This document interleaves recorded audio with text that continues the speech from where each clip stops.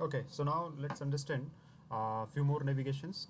So in the last discussion, we have discussed like how to update this particular, how to use this particular area. Now let's come back to the same navigation where we have started. And in this, we see actors table. Now on this actors table, if you are going to hover over it, so this is the navigation by which you can check the number of records present in it. So that is something we have already checked. Now let's come to this eye icon. If you are going to click it, what happens? It is going to give you all the information about the table. Now what are the different informations that are available about the table is engine. It is going to use raw format, then column count, how many columns which are present in the table. So there are 4 columns, total 200 rows. Then average row length is 81, data length is 16 kb, then table size is 32 kb. Okay, because data length is 16 and index length is 16, so total 32 kb it is going to give. At the same time, data depth and some more information, right? So this is something about the information of the table it is going to give you. Then if you come back to columns tab, so it is going to let you know about the different columns which are available in it and what are the types of the column. At the same time, whether they are nullable, that means whether the column allows null value or not, right?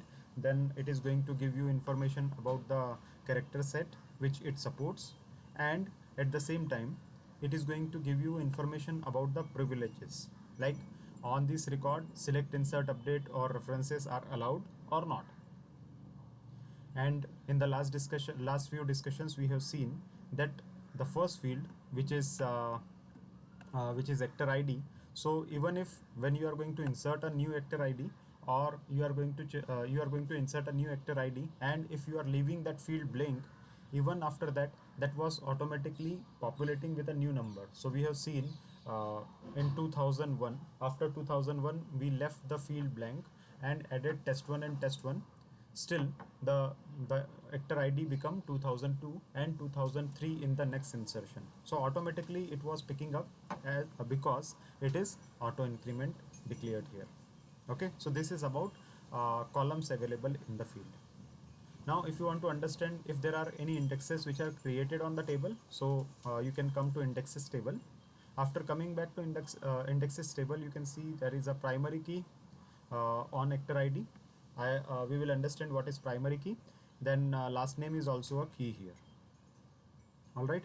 Then if you want to know if there are any triggers applied on the table, so you just need to come to this particular tab. All right. So these are the few tabs which we have seen. Now few more we are going to see in the next discussion. Thank you.